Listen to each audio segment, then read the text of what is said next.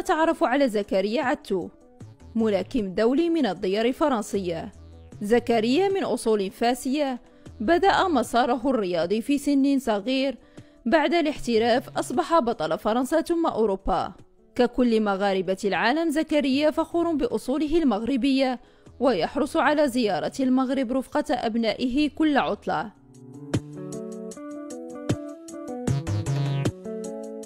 Je m'appelle Zakaria Atou, je suis boxeur professionnel, je suis franco-marocain. J'ai toute ma famille qui habite encore et qui réside au Maroc, à Fès. Donc voilà, et c'est une fierté d'avoir ces doubles cultures. Donc là, actuellement, vous êtes chez moi, à Poissy, au complexe sportif Patrick Aglione. C'est la salle qui m'a vu grandir et où je m'entraîne régulièrement. J'ai commencé la boxe très jeune. J'étais pas très loin de chez moi, à Cergy, dans le 95. Il y avait une salle de boxe. J'étais un gamin assez fougueux, assez speed.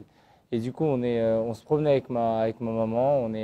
Un jour, on a vu enfin, moi, j'ai été intrigué parce que je passais devant la salle, j'ai été intrigué par ce qui se passait. Je suis rentré dedans et du coup, j'ai kiffé. Je suis resté face à ces mecs qui tapaient dans un sac, qui s'entraînaient.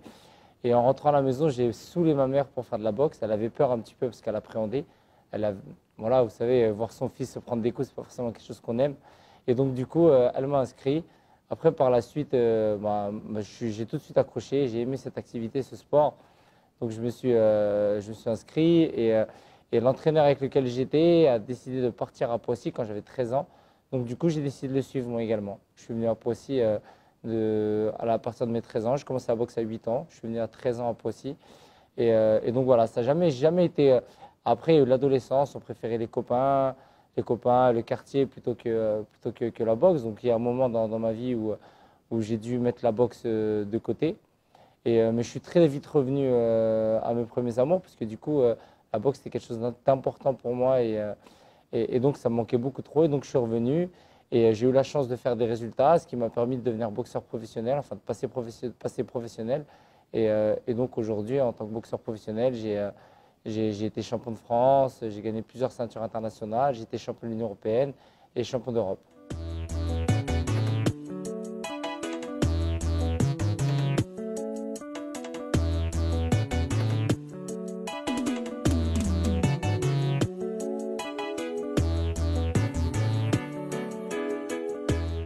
Je suis également détaché sur une collectivité territoriale, sur la ville de Chanteloup-les-Vignes, en tant que responsable du service des sports de la commune. Et à côté de ça, j'ai également un poste de consultant sur Being Sport. Après, actuellement, là, je suis en pleine préparation. C'est pour ça que vous me voyez un petit peu comme ça, bien couvert, parce que du coup, il faut que je transpire. Je suis en pleine préparation pour un combat qui a lieu vendredi, un combat à Vesoul, un combat international à Vesoul, contre un Ukrainien normalement. Très sincèrement et très clairement, ce qui m'a motivé, c'est cette envie de réussite. Cette envie de réussite depuis mon plus jeune âge. C'est-à-dire que je sais que la vie n'est pas facile. Moi, j'ai pas eu la chance d'avoir des parents qui avaient forcément les moyens, qui sont arrivés en France où ils ont dû se faire leur place. C'était pas simple pour eux. Mais moi, j'avais vraiment envie de réussir. J'avais cette envie en moi de me dire qu'il n'y a pas de raison de pas y arriver si je me donne les moyens. Et du coup, je me suis battu et je me suis accroché fort pour en arriver au show aujourd'hui. Et je suis plutôt fier de ça, fier de rendre fiers mes parents qui eux sont arrivés, ont galéré un moment et donc nous ont inculqué certaines valeurs qui m'ont permis aujourd'hui d'être la personne que je suis. Donc voilà, c'est réellement cette envie de réussite et de me dire que rien n'est impossible si on s'en donne les moyens. Et je m'en suis donné les moyens et aujourd'hui, je vis en faisant ce que j'aime, donc c'est plutôt une fierté.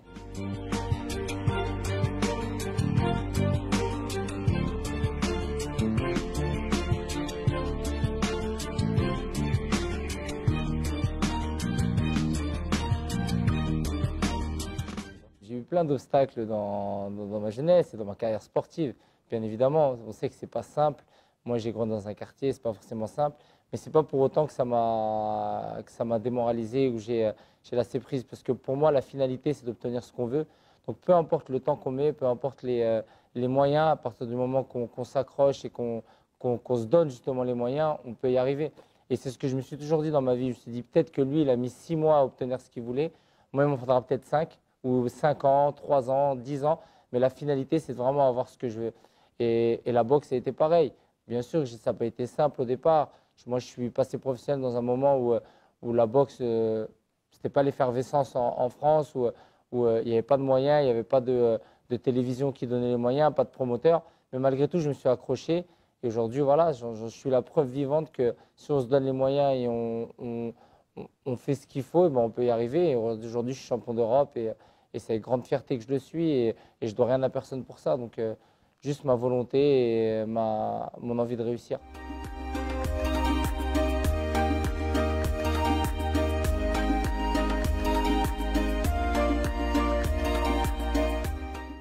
Ma double culture, c'est une richesse comparée à d'autres. J'ai eu cette chance justement d'avoir à la fois des origines marocaines et d'être né en France. Mais ce n'est pas pour autant que j'ai oublié mes origines à moi, qui sont très importantes dans le sens où, où je pense que ça m'a apporté beaucoup en termes d'ouverture. C'est cette origine et le fait de connaître aussi d'autres cultures, de savoir comment. C'est une ouverture d'esprit et c'est pour ça qu'en réalité, en soi, dans ma carrière sportive, j'ai autant de reconnaissance pour la France qui m'a vu naître et qui m'a apporté beaucoup, mais également pour le Maroc, parce que c'est le pays de mes parents et j'ai passé des moments, j'ai passé des vacances, il y a l'ensemble de ma famille qui vit au Maroc. Et donc forcément, j'ai un attachement profond pour le Maroc. C'est d'ailleurs pour ça que lorsque j'ai eu la chance de boxer dans mon pays d'origine, j'avais une émotion particulière parce que du coup, c'est la terre de mes ancêtres, c'est là où tout a commencé, où mes parents sont nés. Donc pour moi, c'était important de boxer et cette double culture et cette origine, elle est très importante à mes yeux. Ne pas perdre nos valeurs et ne pas perdre justement cette culture qui a fait de nous cette richesse et qui a fait de nous l'être qu'on est actuellement. Moi, j'ai deux enfants aujourd'hui et c'est vrai que pour moi, il est important de leur transmettre à travers moi, à travers leurs grands-parents, à travers leurs origines justement, cette culture marocaine, cette mentalité qui est différente. Et c'est important pour moi. C'est d'ailleurs pour ça qu'on a souvent tendance, nous, plus ça va, et moins on parle avec nos enfants, on parle le marocain, on va parler ça, parce que du coup, nous, on est issus de la deuxième, voire troisième génération, donc on a tendance à parler français, à oublier, alors qu'il est important, il est important malgré tout de maintenir ce cap-là et de maintenir notre langue et notre origine, parce que quoi qu'il en soit, c'est des enfants de fils de Marocains. Et pour moi, l'important, c'est d'ailleurs pour ça que j'ai fait en sorte que mes enfants aient la nationalité marocaine également, et cette double nationalité, française et marocaine, même s'ils sont nés en France. Et j'essaye vraiment de faire en sorte de les emmener chaque année, de les emmener au Maroc, parce que c'est important pour moi qu'ils n'oublient pas d'où viennent leurs grands-parents, et surtout qu'ils vivent ce que moi j'ai pu vivre étant plus jeune.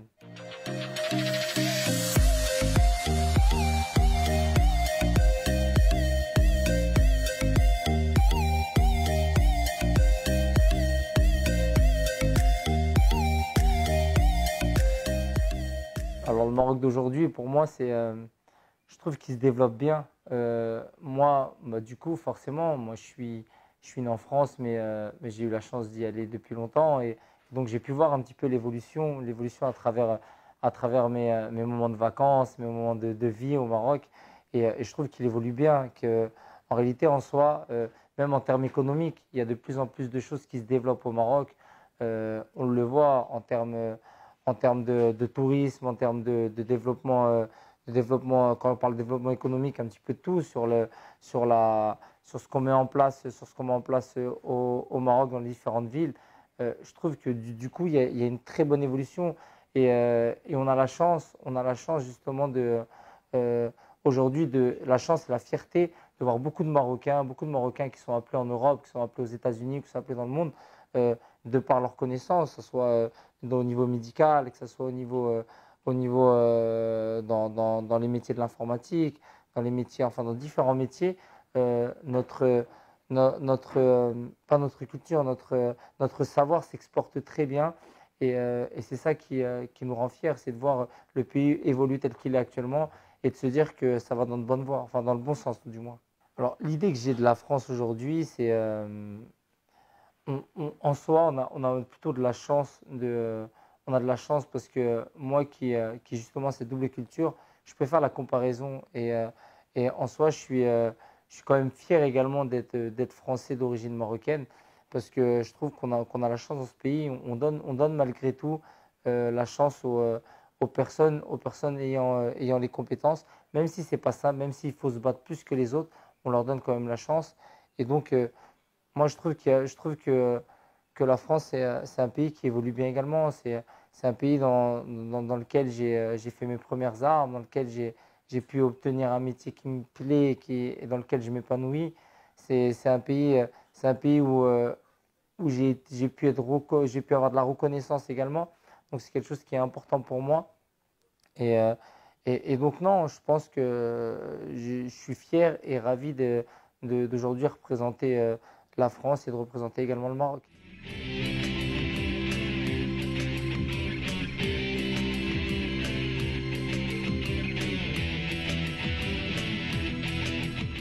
En fait, la personnalité marocaine que j'apprécie réellement, c'est un athlète, un sportif de haut niveau qui s'appelle, enfin, qui était sportif de haut niveau, Hicham El Guerrouj. Je trouve qu'il a fait beaucoup pour le Maroc parce que du coup, ça a été une belle vitrine sur le champ sportif et au niveau international. Il a participé aux Jeux Olympiques, il a rapporté des médailles pour le Maroc. Et donc, c'est une personne que j'apprécie et j'aime le parcours qu'il a pu avoir. Donc, c'est aussi ce genre de personnes qui nous donnent l'envie de continuer et de se dire que rien n'est impossible. Et je trouve que c'est un bel exemple pour le Maroc. Alors, mes premières pensées avant de monter sur le ring, elles sont pour Allah subhanahu wa ta'ala. C'est quelque chose qui est important pour moi. Je suis quelqu'un de très croyant et donc c'est quelque chose d'important. Ensuite, pour être clair avec toi, c'est surtout il y a souvent des personnes qui m'accompagnent, qui sont présents, qui me donnent de la force sur les réseaux sociaux, au quotidien quand ils me croisent. Et donc c'est aussi ces personnes-là qui sont avec moi quand je monte sur le ring. Et ce qui est le plus important aussi, c'est que j'ai eu la chance de boxer au Maroc. J'ai eu cette chance-là. Et quand je boxais, c'est de voir une salle qui se transcendait. Et c'est là où je boxais le drapeau marocain, qui flottait juste avant de monter. Et donc je boxais aussi pour ce peuple, pour ces personnes qui étaient là et qui étaient derrière moi, à scander mon nom et à attendre ma victoire. Donc c'est pour ces gens-là que je boxe.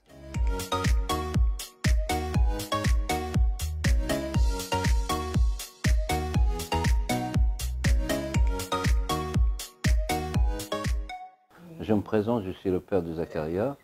Je m'appelle Abdel Atou. J'habite en France, j'ai étudié en France et je travaille aussi en France. Et j'oublie pas mes origines, quoi. On a été au Maroc, il est venu combattre au Maroc, ils étaient trop fiers de lui, les anciens boxeurs. Et j'ai participé à un combat au Maroc à Rabat, j'ai participé à Marrakech, à Agadir. Et en France aussi, j'ai participé, j'ai été le voir à Poissy, j'ai été le voir un peu partout. Mais il y a des combats où je ne peux pas y aller voir parce que j'ai peur de le voir se détruire, quoi. Alors, j'ai pas envie. C'est pour ça que je préfère de le regarder à la télé. Moi, je suis Baïja Bougara, je suis la tante de Zakaria Atou et la grande sœur de Redouane Bougara Alayhi Rahmo. Donc, on habite à Pontoise, qui est une ville de la région parisienne, où toute la famille vit depuis très longtemps, les années 70, où mon frère avait grandi, où Zakaria est né, et où ma famille, mes parents vivent encore, même si moi j'habite en province maintenant. Donc quand Zakaria est monté sur les rings la première fois, je ne peux pas dire que j'étais d'accord, je lui ai dit. Donc effectivement, ça nous serre le cœur à chaque fois de le savoir sur le ring. Donc je suis heureuse qu'il fasse une belle carrière. Je sais que c'est de la boxe anglaise, donc la boxe anglaise, heureusement, est un peu plus encadrée, tant au niveau national en France qu'au niveau international. Mon frère Lahmo faisait de la boxe pied-point, qui est encore un sport à haut risque, même en France, malgré tout ce que le ministère prétend mettre en place, etc. Tout simplement parce que ce n'est pas régi par des personnes de bonne moralité, pour dire clairement les choses. Donc dans la boxe anglaise, on a un peu plus de chance parce que c'est un sport de gentleman, hein, comme le rugby, même si les gens se portent des coups, mais il y a des règles et il y a des valeurs qui sont à travers cette discipline, qui sont enseignées aux jeunes et qui effectivement leur permettent de se préserver et de préserver leur santé. Donc même si je ne suis pas d'accord, je l'encourage et je le félicite pour toutes ses réussites.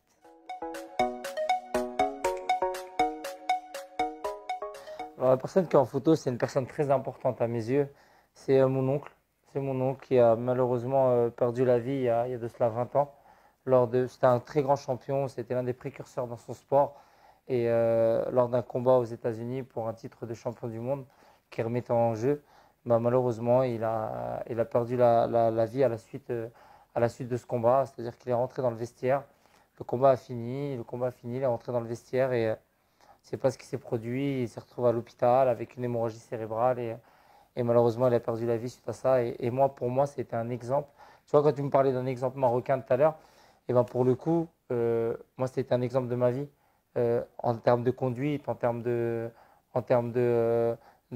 persévérance, d'envie. Ça a été lui. Et donc, du coup, c'est quelque chose qui, en soi, en réalité, qui tourne autour de moi et qui est important parce que ça a été quelque chose qui a été difficile à vivre au sein de la famille, qui n'a pas été simple à vivre pour tout le monde.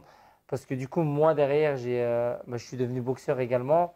Et vous pouvez comprendre, et tu peux comprendre que ce n'est pas simple pour la famille aujourd'hui de me voir sur un ring monter et de mettre les gants. Même qu'ils me voient à la télé, c'est très compliqué. Donc c'est pour ça que c'est difficile pour eux de venir me voir. Et même si je passe à la télé, de regarder, c'est pas simple. Parce que imagine bien, tu comprends, ça a été un traumatisme pour l'ensemble de la famille. Et donc demain, on ne sait pas ce qui peut se passer parce que ça va vite. Et c'est ce qu'on dit tout le temps, les coups, ce n'est pas de la nourriture. Et donc du coup, c'est très très compliqué pour eux. Et voilà, en tous les cas, une personne qui a été très importante pour moi. Ardouane Bougara, un très grand champion. Et quoi qu'il en soit, c'est l'une de mes sources de motivation et ce qui m'a permis d'avancer. Alors ce message s'adresse à l'ensemble des Marocains et à l'ensemble des personnes qui vont nous regarder. Moi, je suis l'exemple parfait d'une personne qui s'est donné les moyens, qui s'est accroché très fort à ses rêves et à ses objectifs et qui n'a jamais laissé personne lui dire que j'y arriverai pas. Parce qu'aujourd'hui, je prouve à ces personnes-là qu'en se donnant les moyens et qu'en ayant réellement l'envie, on peut y arriver. Et donc le message que j'ai à vous transmettre, c'est laissez jamais personne vous dire que vous ne pouvez pas y arriver, parce que c'est faux. Et vous leur prouverez le contraire à travers vos actes et pas à travers vos mots.